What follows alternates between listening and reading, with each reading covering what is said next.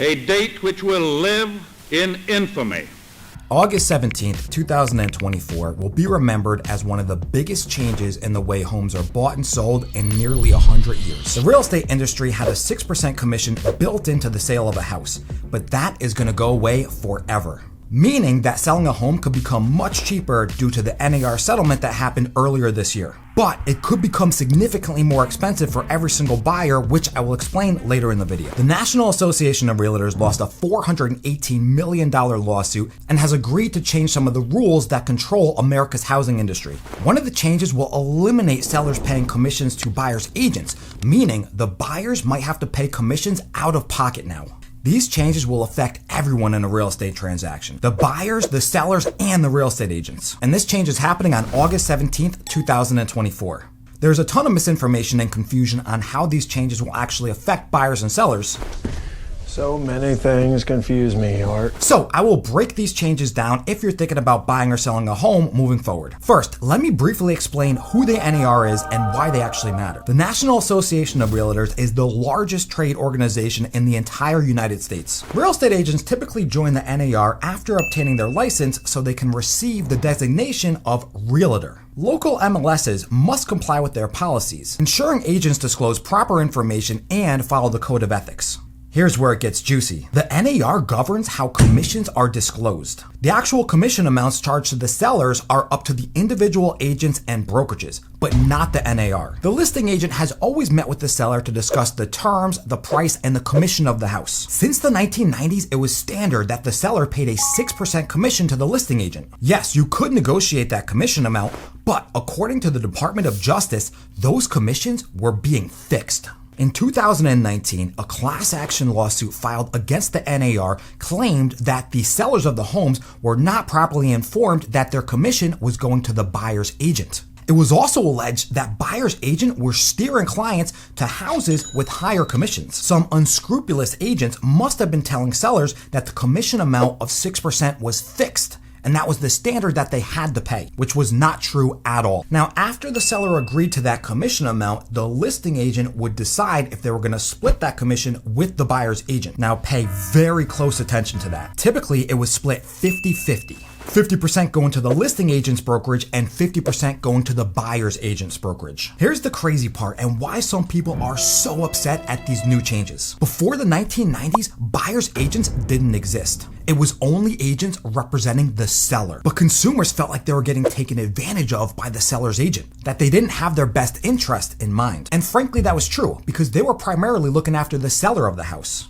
This led to vulnerable buyers being taken advantage of and exploited. So the buyer's agent was born in the 1990s and the MLS changed to offer a buyer's agent fee. Meaning if the seller offered a 6% commission, the listing agent would get 3% and the buyer's agent would get the other 3%. So what does all this mean for you as a buyer or seller moving forward? Well, this $418 million NAR settlement has brought about some major changes that's going to affect every single one of us. There's two main changes that are coming. The largest change is the removal of the buyer's agent commission in the MLS, so sellers are no longer allowed to pay buyer's agents directly. This may not sound like a big deal, but wait, it gets really bad.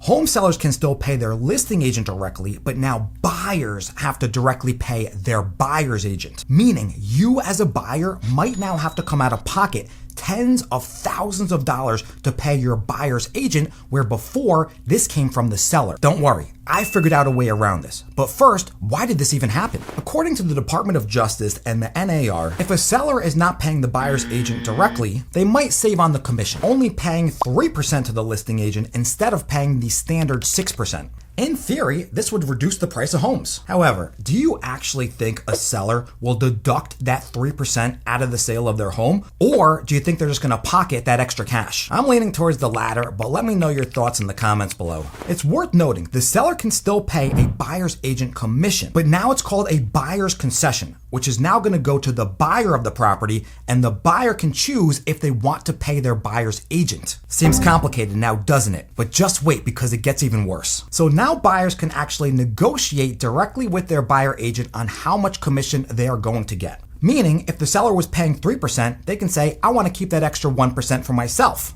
and I'm only giving you 2%, which sounds great, but there's a catch. If the seller doesn't want to pay a buyer concession, The buyer's agent can now demand that the buyer pay that commission out of their own pocket. That's what I was referring to earlier when I said it can get a lot more expensive for buyers.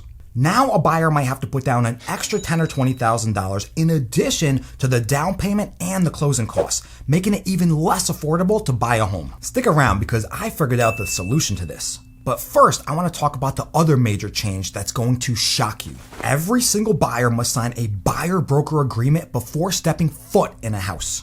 And this is mandatory for everybody.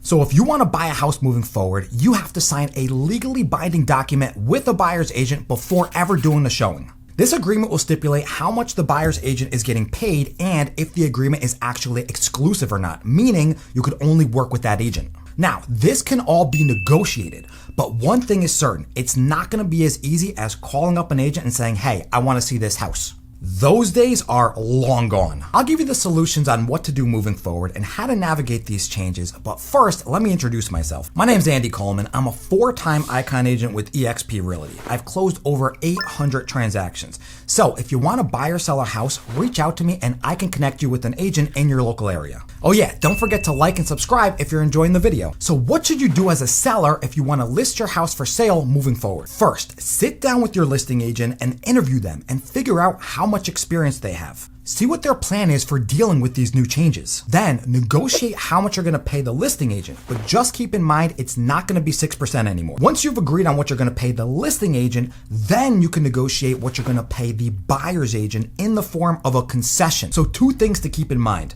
This concession will go to the buyer, who will then decide what to give to the buyer's agent. If you choose not to pay a buyer's concession, it could become significantly more difficult to sell your home. If competing properties offer buyer compensations and yours doesn't, you may lose potential buyers. They will have to pay their buyer's agent out of pocket, which could be almost impossible for most buyers right now who can hardly afford to buy a home as it is. If you're worried about losing potential buyers by not paying a buyer fee, you can still pay the standard 5 to 6% commission. Just offer 2.5% or 3% to the buyer as a concession, or anything that you want. Now, yes, sellers may save some money if they don't choose to pay that buyer fee, but realistically, how many buyers are going to be able to afford to pay their buyer's agent out of their own pocket? Now, let's talk about what to do if you're a buyer and want to buy a house. We've already established that you must sign a buyer-broker agreement before you see a house. So here's how to negotiate. First, before you see a home, find out if the seller is paying a buyer's concession. If the seller is not paying a concession, figure out if you want to pay the buyer's agent directly out of your own pocket and how much that would be. But if the seller is paying a concession, decide how much of that concession you're going to give to the buyer's agent. Finally, figure out the terms and if you want it to be exclusive or not, or have the ability to work with other agents. Remember, everything in the agreement is negotiable. So if your agent says otherwise, just find another one. My opinion is if sellers don't offer a concession, they're not actually going to lower the price of their home. So as a buyer moving forward, I would always tell your agent to negotiate with the seller so they can pay a concession to you as the buyer, which you can then give to the buyer's agent. This way, you're not going to have to pay anything out of pocket. Agents might also offer a flat fee or like an hourly rate for doing showings, so we're just going to have to wait and see how this unfolds. Also, if the seller is not paying a concession and you can't afford to pay out of pocket, you can try to wrap this into your loan. Just ask your lender if you qualify for it or if they even allow you to do so. But most lenders will. You can go directly to the listing agent, skipping right over the buyer's agent, but just remember, that listing agent is going to make you sign a buyer-broker agreement before they even show you the home. And they also might want compensation from you as well because they're going to be doing double the work. And before the 1990s and buyer agencies were formed, we saw that this led to a conflict of interest. Remember, if you agree to give your buyer's agent a 2% concession, but the seller is offering 2.5%, you will now keep that extra 0.5%. This puts a lot more power in the buyer's hands. The worst part of this all, if you can't afford to pay the buyer's agent directly and the seller is not offering a concession and you can't get this wrapped into your loan, you may have to walk away from the house that you absolutely love. So it remains to be seen if this is going to make it easier or harder to buy a house moving forward. Thank you guys so much for watching. Don't forget to like and subscribe. And if you want to find out which houses absolutely never to buy, click on this video above.